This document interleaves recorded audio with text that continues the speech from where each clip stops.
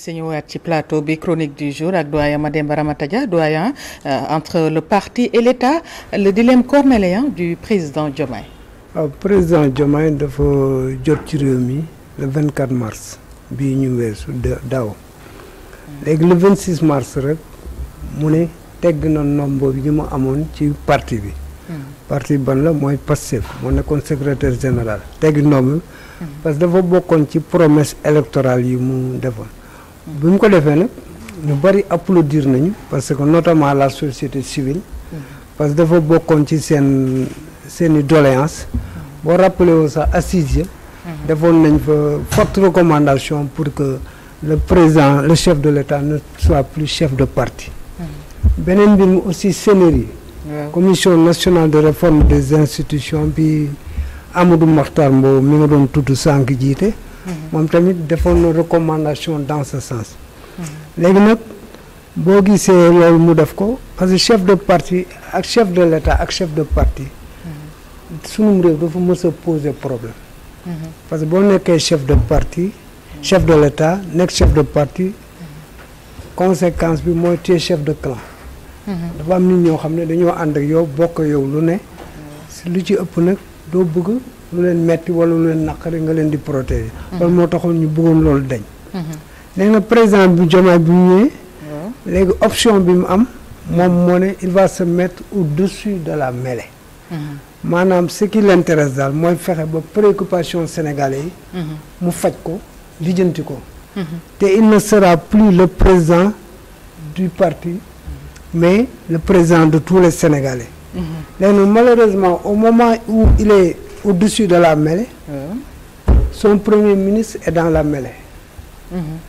parce que premier ministre Ousmane Sonko dafa jàpp ne ce serait une erreur très grave de se détourner du parti. ensuite mu jàpp ne on ne doit pas exclure le parti dans la marche de l'État maanaam parti bi daal dafa war a takk rip ci marche état bi. mu am ay espace yoo xam ne aussi yi nga xam ne dina premier ministre. ak président de la République ak certains responsables du parti dinañ ci mën dañ. donc daal en filigrane. li muy promouvoir. mooy la primauté du parti sur l'État.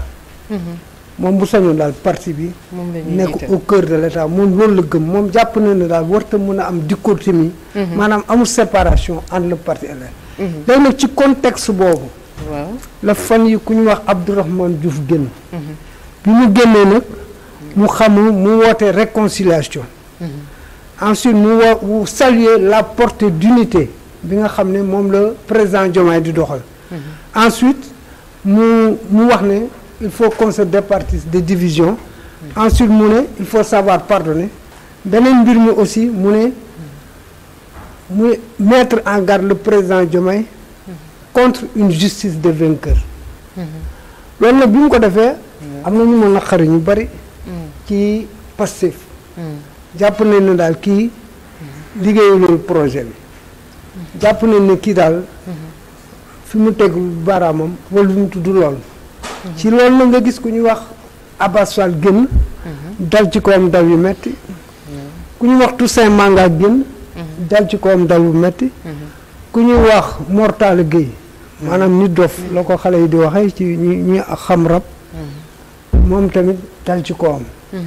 am na sax kenn ku membre de la société civile Seydi Gassama aussi bu dal ci kawam terew na am na ñeneen ñoo xam ne ñu ngi koy encourager dans ce sens. léegi nag loolu lu muy wund. lu muy wund mooy nga bañ ko mu neex que il y a une fracture qui se dessine. d'un côté ñi ma tuddee les modérés de l'autre les radicaux ñi nga xam ne jàpp nañ ne parti bi boo tu te rappelles l'histoire de Samba Ndiaye ak yeneen affaire yu xaw ci réew mi. parti bi daal moo war a am doole ji moo war a yëg te premier ministre Ousmane Sonko day faral di wax moom dafa war a liggéey ak ñi nga xam ne ñoo yor projet bi. léegi nag dans ça président Diomaye quelle sera sa posture? C'est pas une posture intéressante quoi parce que il a le dur choix entre le parti ak l'État. mais ba léegi nag jàpp naa ne moom mi ngi jéem a génn au-dessus de la mêlée. jéem a teg ci yoon pour être le président un rassembleur mais loolu nag du yomb ci moom parce que léegi nag d'ailleurs am na benn rencontre buy am le 8 novembre. Le 8 novembre premier ministre Ousmane Sonko moo woote. woote na rassemblement bu mag. ñu ngi ko tuddee Terra meeting. parce que dans le jargon informatique. giga. waaw dafa am xam bu meeting bu passé bi giga la wax. giga loolu mu jib. waaw bii mu ne Terra. Terra nag moo ëpp volume giga. capacité bi donc ça veut dire il va vers une très grande mobilisation. Et il va parler de quoi? Il va parler de l'État wax na ko. il va parler de la politique wax na ko. il va parler de son parti wax na ko. il va aussi parler de ce qui fonctionne et ce qui ne fonctionne pas. donc ça veut dire léegi nag man jàpp naa ne aussi c'est un moyen boo xam ne bii mu ngi koy utiliser pour revigorer ses troupes. parce que dans la bataille d'opinion et de communication fan yi gis nañ ne ñoom am nañ tuuti retard. donc il faut mu remobiliser les troupes gën leen requinquer ensuite il s'agira de compter et d'identifier ses amis. il faut mu xam te gis nga sëñ Babacar dafa am lu am solo lu mu wax mu ne dafa am ñett bu ko kenn xeebal nit ñu ne ko ban ak ban mu ne jàngoroom ban ak bañ mu ne sëriñam ak ban mu ne bisam. Ousmane Sonko nag dafa woote le 8 novembre donc bisam la. te bisu bëggul ko xeebal donc ça veut dire que il va mettre tous les atouts de son côté pour que mais léegi li am solo mooy. qu'est-ce que ça va donner. parce que rythme bii ñu jël ak tendance yi may gis. ça risque d'aller vers une fissure.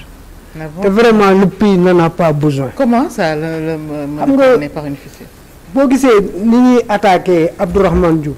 waaw considéré ko comme le porte-voix peut-être de Diomaye wala de la démarche de Diomaye. ensuite nga gis chaque fois aussi on attaque le président de la République. donc ça veut dire ñaari camp moo dessiné wu. léegi nag loolu lu ñu war a arrêter la. pourquoi ñu koy arrêter. parce que ce pays-là n'en a pas besoin. réew mi dafa toll foo xam ne après 65 ans d'échec. on veut de réussite. réussite nag mbooloo moo koy def. te ñaanuñu ko yàlla mais la séparation entre Ousmane Sonko day am ay impact ci ñun suñu réew. sur le plan politique ak sur le plan économique. te comme que réew mi dañoo nekk au 4e sous-sol. une économie en ruine. wax dëgg yàlla war nañu fexe ba ñoom seen parti. ak nu ñu fexe ba dajaloo léegi nag dans cette posture là. kii day fragiliser wu. Abdourahmane Diouf. léegi nag fonction ministre kooku c'est les prérogatives du président de la République moom c'est lui qui nomme qui il veut au poste civil et militaire léegi ndax pression bi ñuy teg nii sur Abdourahmane Diouf dina tax mu teggi ko fi loolu moom mbiram la mais ce qui est sûr daal mooy boo gisee nii ñu taxawee nii on va vers des complications au sein du Pastef te vraiment on n'en a pas besoin.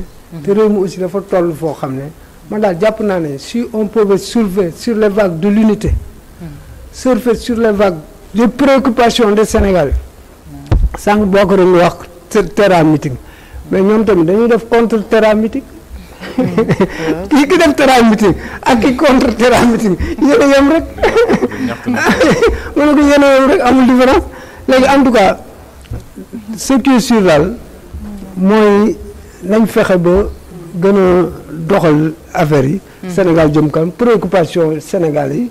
que ça soit inondation yi que ça soit il y a la maladie là imposte ak la fièvre du Rift qui est en train de faire des dégâts ainsi ak yeneen ak la cherté du coût de la vie donc yooyu yëpp man je crois que war nañu mën a bàyyi xel quoi que autre chose. Peut-être en une phrase, ajouter que cette histoire avec Madiambal ak la presse terminé gul parce que hier on se rappelle ak Maïmouna Ndour Faye li dal Maïmouna Ndour Faye mi ngi dal waa RFM jamono ji ndaxte la police est dans les locaux de RFM selon nos confrères qui sont à la radio. Parce actuellement que effectivement Madiambal était en direct ak Babacar Fall sur RFM matin. Donc ñu ngi foofu actuellement pour arrêter la diffusion et recueillir disons cueillir Babacar Fall selon notre confrère sur place Babacar Dieng. D'accord donc actualité bi Assane ngay jox mu ngi noonu ginnaaw Maïmouna Ndour Faye donc RFM donc ñu ngi leen foofu di leen fekk donc voilà doyen. ci commenté xanaa ñu tempérer ardeur débordante yi rek des uns et des autres. fexe bëgg na dal quoi parce que ce pays a besoin d'apaisement quoi. lépp luy indi fitna rek. dañ ko moytu daal man jàpp naa ne loolu la quoi. mu ngi noonu waaw Bokar kii ci analyse doyen Mademba Matadia la ci mën a indi. nous sommes inquiets rek jaaxle rek parce que véritablement ni ma ko waxee sànq rek trop c'est trop te pour un citoyen simplement buy def ay direct wala buy intervenir à travers les médias ñuy jàpp les acteurs de médias c'est inquiétant.